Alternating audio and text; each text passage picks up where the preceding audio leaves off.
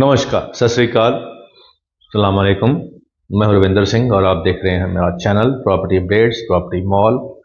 और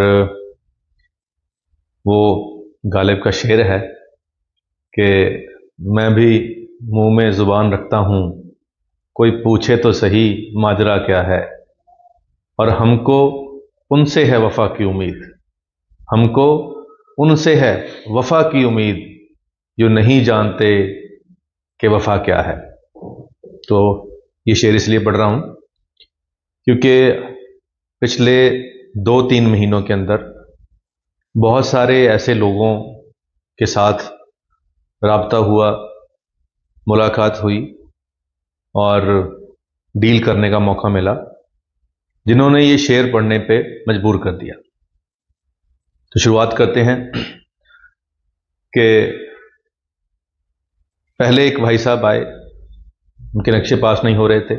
बहुत कोशिश करी, पर्सनल अपनी एफर्ट लगाई और ऑफिसर्स ने मेरे कहने के ऊपर रिटन में रिकमेंडेशन करी और वो नक्शे पास हो गए।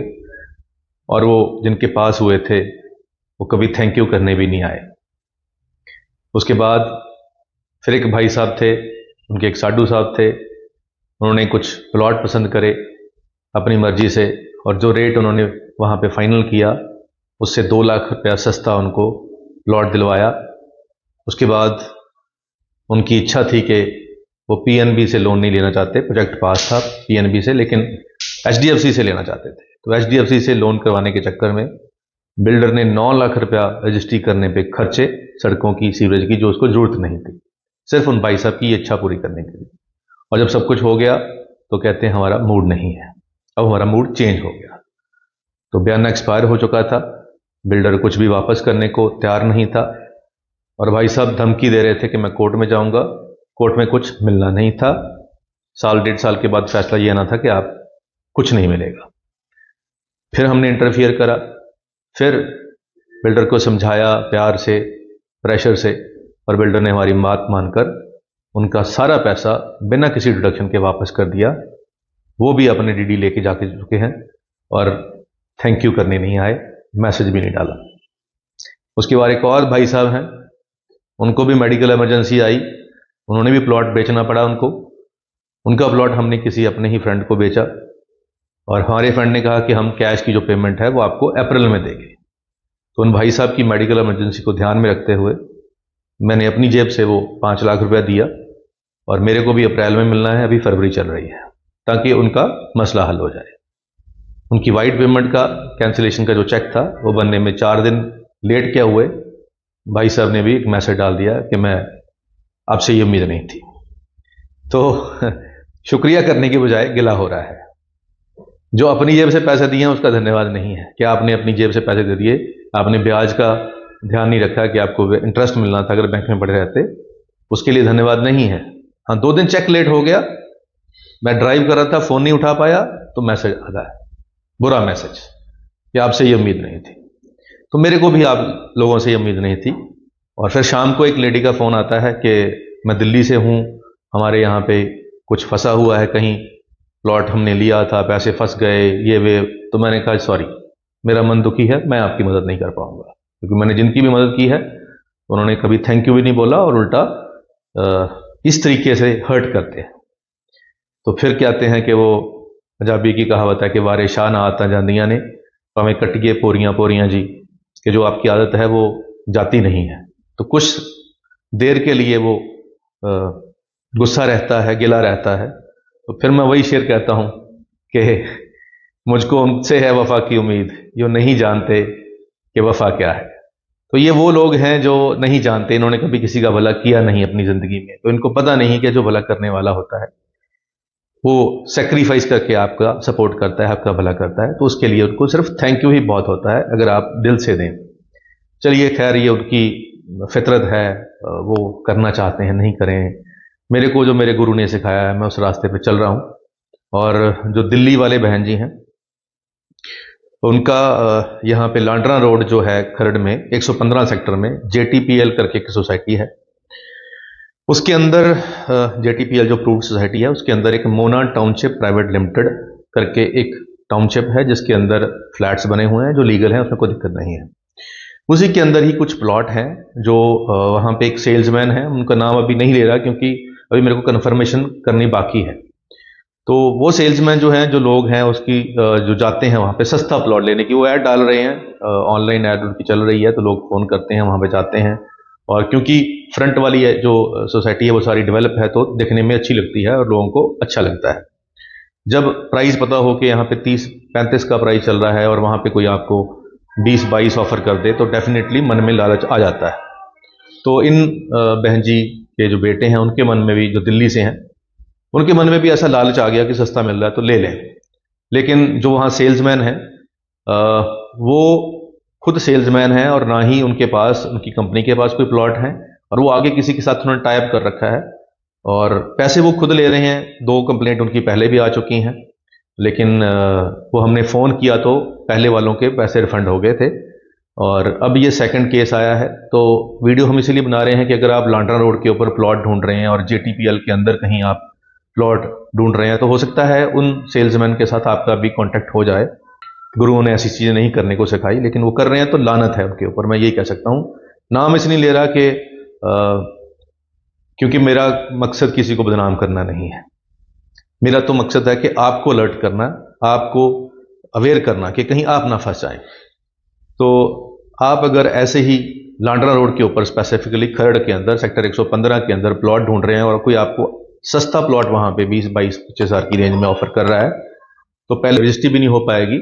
तो वहां सिर्फ आपको प्लॉट दिखा देंगे, आपको पसंद भी आ जाएगा क्योंकि आसपास एरिया अच्छा है दिखने को, और आपको 100% पसंद आ जाएगा, ऐसी कोई दिक्कत नहीं है क्योंकि रेट सस्ता दिखेगा, प्राइस आपको मार्केट्स की कंपैरेटिवली कम दिखेगा तो आप मन बन जाएगा। तो फंसने वालों का इसमें कोई दोष नहीं है, कोई भी होगा तो फंस जाएगा। तो मैं आपको अलर्ट कर रहा हूं कि सस्ते के चक्कर में अगर 115 सेक्टर में आपको कोई प्लॉट जेटीपीएल के अंदर पीछे जाके दे रहा है तो ध्यान से वेरीफाई कर लें। बाद में जैसे ये बहन जी पछता रहे हैं, एक और भाई साहब थे वो पछता रहे थे, तो वो बहन आई थी, उसकी आंख में आंसू थे, तो मैंने फ़ोन किया, चलो वो उनका रिफंड हो गया, थैंक यू करने वो भी नहीं आए, चलिए कोई बात नहीं। दुनिया ऐसे ही है। और गुरदास मान दा गीत है जो उसकी कुछ लाइनें हैं वो मैं आपको सुना देता हूं कि दुनिया मंडी पैसे दी हर चीज़ वकेंदी पा सजना, ये दुनिया मंडी पैसे दी हर चीज़ वकेंदी पा सजना, इत्थे रोंदे चेहरे नहीं विकदे हसन दी आदत पा सजना। तो मैंने ये वीडियो इसलिए बनाई है कि अगर आप 115 सेक्टर में प्लॉट ढूंढ रहे हैं, लांड्रा रोड के ऊपर प्लॉट ढूंढ रहे हैं 116, 17, 18 पे, वहाँ पे हमारा ऑफिस भी है, तो मैंने वह बहन जी को कहा कि आप पहले क्यों नहीं आते। तो अगर आप पहले आएंगे तो कम से कम आपको उस कुएं में गिरने में बचा तो सकते हैं।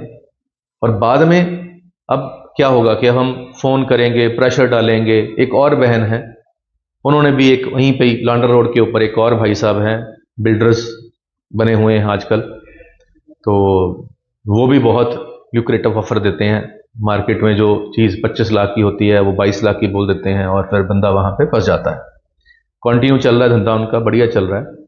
और क्योंकि जो झूठ होता है वो ज़्यादा बिकता है, मेरे गुरु ने समझाया था कि झूठ ज़्यादा बिकता है। और संत सिंह मुस्कीन जी अक्सर कहा करते थे कि पहले जो जीत होती है वो झूठ की ही होती है, सच की जीत अंत में होती है, लेकिन पहले बड़े साल जो बोल वाला रहता है वो झूठ का ही रहता है। तो मुबारक है उनको जो इस लाइन पे चल रहे हैं, और धन्यवाद परमात्मा का कि हमें बचा रखा है।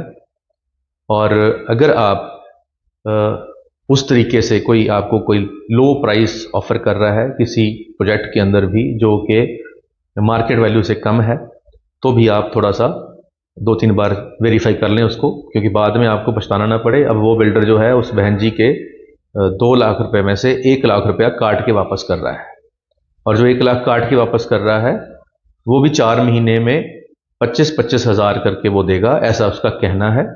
अब वो बहन जी कह रहे हैं कि जी आप हमारे लिए लड़ो, तो मैंने कहा ठीक है मैं लड़ने के लिए तैयार हूं, लेकिन आपको केस फाइल करना पड़ेगा एसडीएम के पास। अब वो बहन जी कहते हैं जी हमारे पास तो टाइम ही नहीं है, कि हम एसडीएम के पास जाएं, वहाँ केस फाइल करें, फिर कोर्ट में जाएं, वकील को पैसे दें, ये आप कर लो। तो बड़ी हैरानी होती है कि पैसा आपका फंसा हुआ है, आपके पास टाइम नहीं है, और अब मेरे से ये चाहते हैं कि मैं बिना बात के दुश्मनी अपनी बढ़ाऊं, बिल्डर के साथ लड़ाई झगड़ा करूं, अपना टाइम लगाऊं, अपना पैसा लगाऊं, और भला आपका होना है। तो बड़ी मूर्खतापूर्ण ये एक्सपेक्टेशन है। अगर वो ऐसा कह रहे हैं तो मैंने उनको बोला कि सर, अगर आपको लड़ना है तो आपकी लड़ाई आपको खुद लड़नी पड़ेगी, मैं सपोर्ट कर सकता हूं, मैं आपकी लड़ाई अपने कंधों पे रख के नहीं लड़ सकता। तो अगर आप ऐसे ही बाद में आपको लगता होगा कि जब पैसे फंस जाते हैं कि कोई और आए, और ये बहन जी भी कह रहे थे कि सर कोई पैसे ले ले हमसे और हमारे पैसे रिकवर करा दे, यानी कि कोई रिकवरी एजेंट बन के पैसे वापस करा दे। तो ऐसा फिलहाल रियल एस्टेट मार्केट में कोई बंदा नहीं है कि जो आपसे पैसे लेकर थोड़े से आपके पैसे रिकवर करा रहे, गुंडे लेके जाए, ऐसा नहीं होता है। तो हल क्या है कि पहले ही सावधान रहें, पहले ही बच के रहें। हमारे 4 ऑफिस हैं, लांडन रोड के ऊपर भी ऑफिस है, गोपाल स्वीट सनी एनक्लेव के पास भी ऑफिस है, जीरकपुर में अब मैं बैठा हूँ यहाँ पे भी ऑफिस है, न्यू चंडीगढ़ में भी ऑफिस है। तो अब पहले आया करें। अब जैसे ही हमने बताया कि पहले वीडियो में कि 4 महीने के बाद मूड चेंज हो गया, पैसे मिल नहीं सकते थे, कानूनी तौर पे केस करने पे भी नहीं मिल सकते थे, लेकिन फिर भी हमारी वजह से वो 100% पैसा रिफंड हुआ बिना डिडक्शन के, और भी लोगों के रिफंड हुए हैं बिना डिडक्शन के। अब एक और भाई साहब है हिमाचल के, थैंक यू, उन्होंने भी नहीं करा, उनका भी पैसा रिफंड हो गया 100%। अब उन्होंने प्रॉपर्टी पे लोन लेने के लिए बैंक वालों को कुछ 4-5 हज़ार रुपया प्रोसेसिंग फीस दे रखी थी। अब वो मेरे से खिला क्या कर रहे हैं कि वो जो 4-5 हज़ार रुपये बैंक वालों को मैंने प्रोसेसिंग फीस दिया, वो भी आप अपनी जेब से दो। तो ऐसे भी महानुभाव हैं जो 100% रिफंड जो मिल गया डिडक्शन के बिना, उसके लिए धन्यवाद नहीं कर रहे हैं। तो चलो, हमको उनसे है वफा की उम्मीद जो नहीं जानते कि वफा क्या है। आप अगर प्रॉपर्टी ढूंढ रहे हैं तो ध्यान से इस प्रोसेस को फाइनलाइज करें। उम्मीद करते हैं वीडियो आपके काम की होगी। आज के लिए इतना ही, मिलते हैं अगले बार एक नई वीडियो में एक नई जानकारी के साथ। धन्यवाद।